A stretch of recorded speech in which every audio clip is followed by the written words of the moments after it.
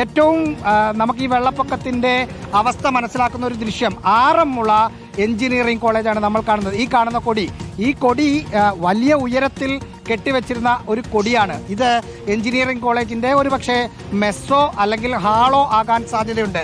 അത് ഏതാണ്ട് മുക്കാൽ ഭാഗം മുങ്ങിക്കിടക്കുകയാണ്.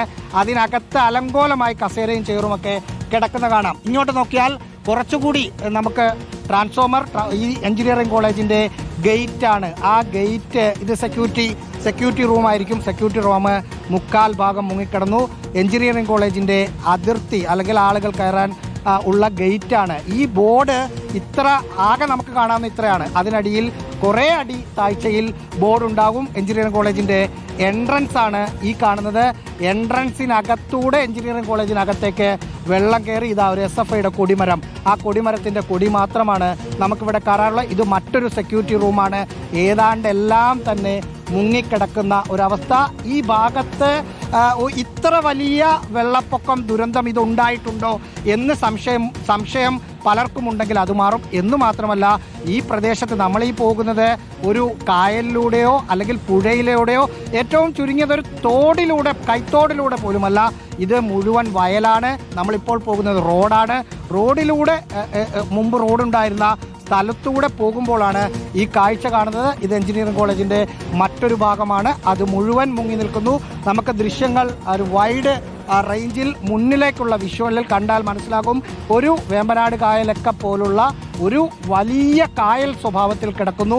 നമുക്കും ആദ്യം ഇതൊരു പുഴയായിരിക്കും, പുഴ കവിഞ്ഞൊഴുകി ഇങ്ങനെ വന്നതായിരിക്കും എന്ന് നമ്മൾ വിചാരിച്ചിരുന്നു. പക്ഷേ അങ്ങനെ വിചാരിച്ചത് ഇവിടെ നാട്ടുകാരോട് സംസാരിച്ചപ്പോഴാണ് അതങ്ങനെ അല്ല എന്ന് മനസ്സിലായത്. മറ്റൊരു കാര്യം നമ്മൾ എടുത്തു പറയേണ്ടത്, ഫയർഫോഴ്സുകാരാണ്, അവരവരുടെ പണിയാണ് ചെയ്യുന്നത്. എങ്കിൽ പോലും ഇപ്പം ഞങ്ങൾ 3 പേരെ റെസ്ക്യൂ ചെയ്ത് ആശുപത്രിയിൽ എത്തിക്കാൻ ആംബുലൻസ് ഉള്ള സ്ഥലത്ത് എത്തിച്ചിട്ട് വരികയാണ്. ഇവർ 4ഉം 2ഉം 6 പേരാണ്. തിരുവനന്തപുരത്ത് നിന്ന് വന്ന ഫയർഫോഴ്സിൻ്റെ ടീമാണ്. ഒരു സ്ഥലത്ത് നമ്മൾ പോകും, അവിടുന്ന് റെസ്ക്യൂ ചെയ്യും. അപ്പോൾ പറയും അപ്പുറത്തുനിന്ന് ഒരു കോള് വരും, അങ്ങോട്ടേക്ക് പോകും. അത് ശ്വാസം മുട്ടൽ അനുഭവിക്കുന്ന ആളുകളെയൊക്കെ എടുത്ത് മാറ്റി കൊണ്ടുപോയി അവർ അത്ര ബുദ്ധിമുട്ടി പണി ചെയ്യുന്ന കുറേ ആളുകൾ കൂടിയാണ്. നമ്മൾ ഏതാണ്ട് ഒരു 1-2 മണിക്കൂറായി ഇവരുടെ കൂടെ കയറിയിട്ട്. ഇങ്ങോട്ട് നോക്കിയാൽ ഇങ്ങോട്ട് നോക്കിയാൽ കാണാം, നമുക്ക് കണ്ണെത്താ ദൂരത്തോളം വെള്ളം ഇങ്ങനെ കയറി കിടക്കുകയാണ്. ഇത് എപ്പോൾ ഇറങ്ങാനാണ് എന്ന് ചോദിച്ചാൽ ആർക്കും അറിയാത്ത കായലിലൂടെ പോകുന്നത് പോലെയാണ് നമുക്ക് തോന്നുക. പക്ഷേ ഈ വഴികളൊക്കെയാണ് ഓരോ വീടുകളായിട്ട് നമുക്ക് അവിടെ കാണാം. പക്ഷേ ഈ 2ാം നിലയിലൊക്കെ നിൽക്കുന്നവർക്ക് പുറത്തൊരു ഈ മൊബൈലിലൊക്കെ ചാർജിനൊരു പരിധി ഉണ്ടല്ലോ. വൈദ്യുതി ബന്ധമൊക്കെ പൂർണ്ണമായും തകർന്നു കിടക്കുകയല്ലേ. അപ്പോൾ അവർക്കൊരു സഹായം വേണമെന്ന് തോന്നിയാൽ പുറത്തേക്ക് വിളിക്കാനുള്ള സൗകര്യമെങ്കിലും അവർക്കുണ്ടോ? അതൊരു പ്രശ്നമാണ് മാധു. മിനിഞ്ഞാന്ന് ഈ പ്രദേശത്ത് കറണ്ട് പോയതാണ്. ഒരു സ്ഥലത്തും കറണ്ടില്ല.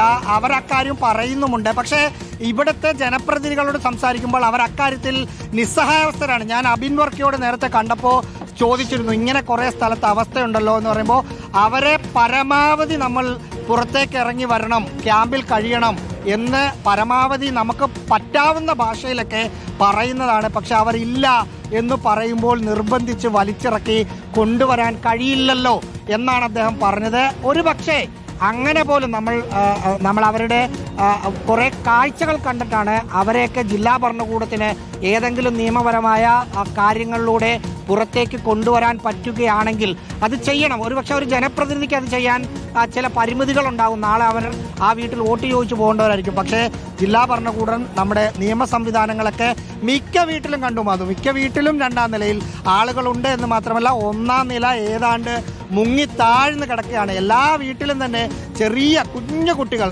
ഒരു 5 വയസ്സും 6 വയസ്സും കൈക്കുഞ്ഞുമായൊക്കെ നിൽക്കുന്ന ആളുകളെ പല സ്ഥലത്തും നമ്മൾ കണ്ടു. അതവരുടെ കോൺഫിഡൻസ് ആണ്. 2ാം നിലയിൽ വെള്ളം കയറില്ല എന്ന കോൺഫിഡൻസ് ആണ്. ഒപ്പം എന്തെങ്കിലും സംഭവിച്ചാൽ നമുക്കൊന്നും പറ്റില്ല എന്ന് ഓരോ മനുഷ്യരും തോന്നുന്ന ഒരു തോന്നലിൽ നിൽക്കുന്നതായിരിക്കും. ഈ പറഞ്ഞ മാധു ചൂണ്ടിക്കാട്ടിയ പ്രശ്നമുണ്ട്. അവർക്ക് എന്തെങ്കിലും സംഭവിച്ചാൽ വിളിക്കാനുള്ള ഫോണിന് റേഞ്ച് പോലും പ്രശ്നമാണ്. നെറ്റ്വർക്ക് പ്രശ്നം പല സ്ഥലത്തുമുണ്ട്. ഒപ്പം റേഞ്ച് ഇല്ലാത്ത പ്രശ്നമുണ്ട്.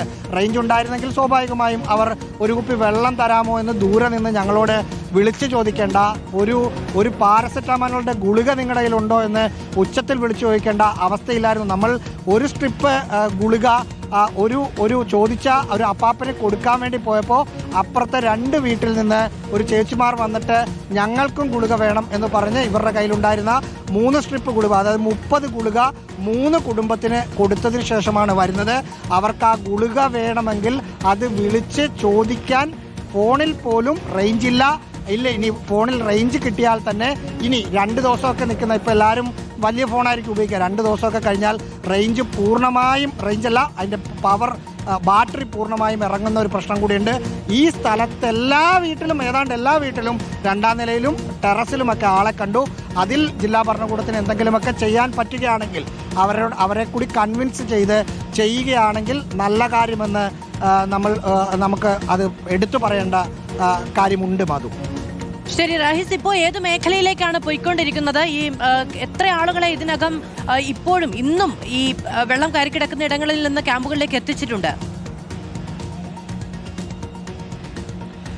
നമ്മൾ ആറന്മുള അമ്പലത്തിന്റെ പാർത്ഥസാരഥി ക്ഷേത്രത്തിന്റെ സമീപത്ത് നിന്ന് തുരുത്തുപ്പള്ളി എന്ന സ്ഥലത്താണ് പോയത്. ഏതാണ്ട് 1 മണിക്കൂറോളം ഈ ബോട്ടിൽ പോകണം. നമ്മൾ 3 പേരെയാണ് റെസ്ക്യൂ ചെയ്ത് ആശുപത്രികളിൽ എത്തിക്കുന്നതിന് വേണ്ടി ആംബുലൻസിൻ്റെ അടുത്തേക്ക് എത്തിച്ചത്. ഒരു ചെറിയ പെൺകുട്ടി അപസ്മാരമാണ്, ശ്വാസതടസ്സമുണ്ട്. അവരെ പെട്ടെന്ന് തന്നെ കൊണ്ടുപോയി ആശുപത്രിയിലേക്ക് കൊണ്ടുപോയി. അത് കഴിഞ്ഞ് തിരിച്ചു പോകുമ്പോഴാണ് മറ്റൊരു സ്ഥലത്ത് നിന്ന് ഇവർക്ക് കോള് വന്നത്. ഒരു ആരോഗ്യപരമായ പ്രശ്നം, എന്താണ് പ്രശ്നം നമുക്ക് മനസ്സിലായില്ല. അവരോടൊന്നും ചോദിക്കാൻ പറ്റുന്ന അവസ്ഥയുമല്ല. ഒരു ചെറിയ 5 വയസ്സുള്ള ഒരു കുഞ്ഞുമായിട്ടാണ് ഒരു 40 വയസ്സുള്ള ഒരു ചേച്ചിയായിരുന്നു. ആ ചേച്ചി കയറിയത്. അവരെ നമ്മൾ വണ്ടി കിട്ടുന്ന സ്ഥലത്തേക്ക് കൊണ്ടുപോയി അവിടെ ആംബുലൻസും മറ്റ് സൗകര്യങ്ങളും ഉള്ള സ്ഥലത്തേക്ക് കൊണ്ടുപോകാമെന്ന് പറഞ്ഞപ്പോൾ അവരൊരു സ്ഥലം പറഞ്ഞു, അവിടെ എത്തിച്ചാൽ മതി, അവിടുന്ന് ഞങ്ങൾ പൊക്കോളാം, അവിടെ വേറെ വണ്ടി അറേഞ്ച് ചെയ്തിട്ടുണ്ടെന്ന് പറഞ്ഞു.